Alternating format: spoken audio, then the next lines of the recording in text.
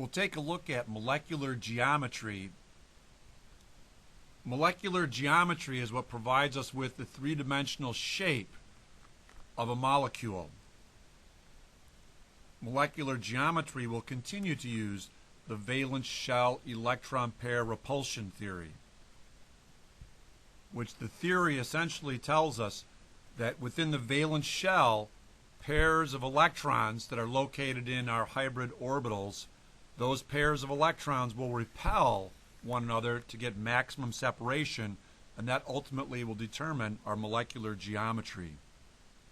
Let's take an example, the molecule silicon tetrafluoride. Our first step is to draw the Lewis structure for our silicon tetrafluoride. Our second step is we use the Lewis structure to determine the central atom hybridization. In this case, our hybridization of the central atom is sp3.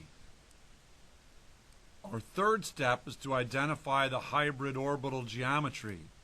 Because our hybrid orbital is sp3, that would make our hybrid orbital geometry tetrahedral. The tetrahedral shape of our hybrid orbitals will begin to give us the structure of our molecule. At each of the four lobes of our tetrahedral orbital, there's a fluorine atom covalently bonded to the silicon central atom.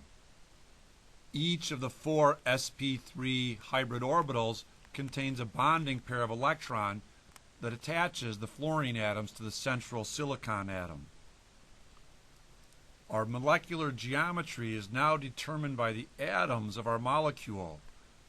As we sketch out connecting the fluorines, it'll sketch out the three-dimensional shape of our molecule.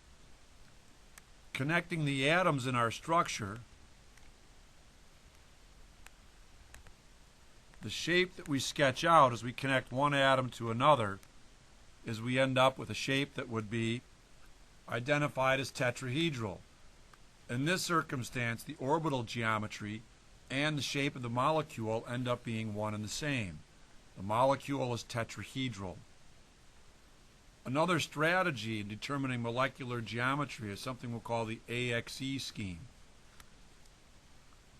The A in the AXE scheme represents and stands for the central atom.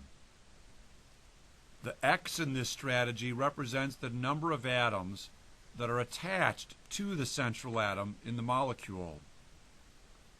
The E represents the number of unshared electron pairs that are on the central atom in our molecule. Let's return to our silicon tetrafluoride and outline the AXE scheme for this molecule. Our central atom is the silicon, represented by A. The number of atoms attached to our central atom is we have one fluorine, a second fluorine, a third fluorine, and we have a fourth fluorine atom attached to the central silicon. So our X would be represented, X with a subscript 4, to represent 4 atoms are attached to our central atom in this structure. As we look at our molecule, we have 0 unshared pairs in our structure, so we would have no value here for our E. It'd be blank to say that we have 0 unshared pairs on the central atom. So for this molecule, the AXE scheme is AX4.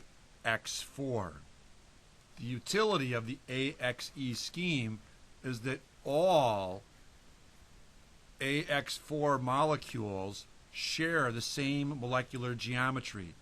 Any molecule that's identified as being AX4 will have the tetrahedral molecular geometry. Let's go through a molecular geometry system or strategy to figure out the geometries of molecules. Let's use water as our first example. Have our Lewis structure for water.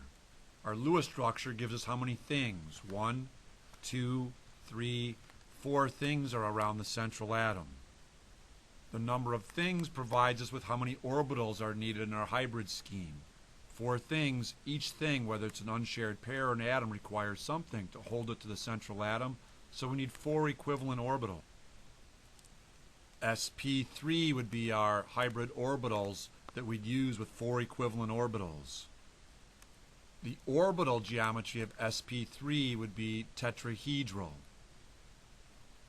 Our number of atoms around the central atom, water has one hydrogen and a second hydrogen, so this would be 2. Our number of unshared pairs around the central atom would be 1, 2 unshared pairs attached to the central atom. This would be a 2 also.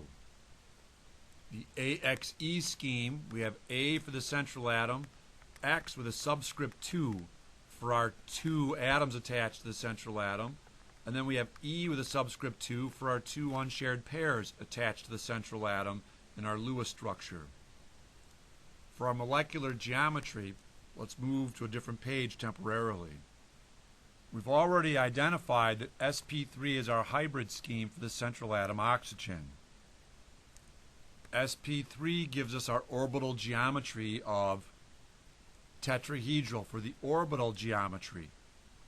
We now attach our 2 hydrogen atoms, one to each of 2 separate orbitals, and we have a bonding pair of electrons holding the hydrogen here, and a bonding pair of electrons holding the other hydrogen to the central oxygen atom.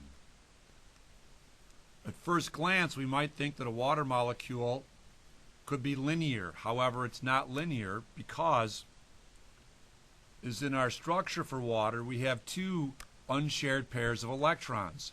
These unshared pairs also take up space in our sp3 orbitals. Because the unshared pairs are made of a pair of electrons that are negative, they'll repel any other pairs of electrons, giving water our shape. Our molecular geometry is determined by sketching out around our atoms in the structure. And if we start here at a hydrogen, the hydrogen's connected to the central oxygen. We go out to the other hydrogen on the side. This gives us the molecular shape for water, what's known as a bent molecule. The unshared pairs take up space and repel the pairs of bonding electrons, but the actual geometry of the molecule is determined by actually sketching over the atoms in the structure, our hydrogen and oxygen in the center, out to the other hydrogen, and we can see the shape of our molecule is not linear, but it's actually a molecule that would be bent in shape, and that's our molecular geometry. Our AXE scheme for water is AX2E2. The utility of the AXE scheme is that all AX2E2 molecules will share with this bent geometry. Any molecule identified as being AX2E2 will be bent. So our molecular geometry that we have for a water molecule we'd identify as being a bent molecule. And again, the geometry is determined by sketching over the actual atoms in the molecule. And with our sketch, we can see that our molecule of water has a geometry that would be recognized as being a bent molecule. Let's do another example, this time with bromide triiodide. Our Lewis structure provides us with the hybrid orbitals necessary. First, we identify how many things are attached to our central atom. This structure has 5 things, 3 atoms, 2 unshared pairs attached to the central atom. It means we're going to need 5 equivalent orbitals around the central atom. 5 equivalent orbitals are accommodated by sp3d orbital hybridization. Our orbital geometry of sp3d is trigonal bipyramidal. Our number of atoms attached to the central atom is 3. Our number of unshared pairs on the central atom is 2. Our AXE scheme is AX3E2. Let's go do a sketch of our molecule. Our sp3d establishes our hybrid orbital geometry. Our orbital geometry will be trigonal bipyramidal for sp3d. As we fill in our iodine atoms and also unshared pairs, you see we have 3 bonding pairs of electrons holding the iodine atoms to the central atom. Our structure also includes 2 unshared pairs of electrons. Now when we go to find our molecular geometry, to get our orbital geometry, we're going to sketch through just the atoms that we have in our structure. Here we have iodine connected to our central bromine atom, going down to the other iodine, and then connecting out here to our iodine on the end. This particular molecule is something that's known as a T-shaped molecule. We go back, we see that our AXE scheme for this molecule is AX3E2 for 3 atoms and 2 unshared pairs attached to the central atom. The utility again of the AXE scheme is that all AX3E2 molecules will share the same geometry. Any AX3E2 molecule will be T-shaped. So our molecular geometry for this molecule is a T-shape. The geometry again is sketched out by going through the atoms in the structure. So here's we go iodine to bromine to the other iodine, the central atom bromine to the iodine on the side. We get our structure, which is known as a T-shaped molecule.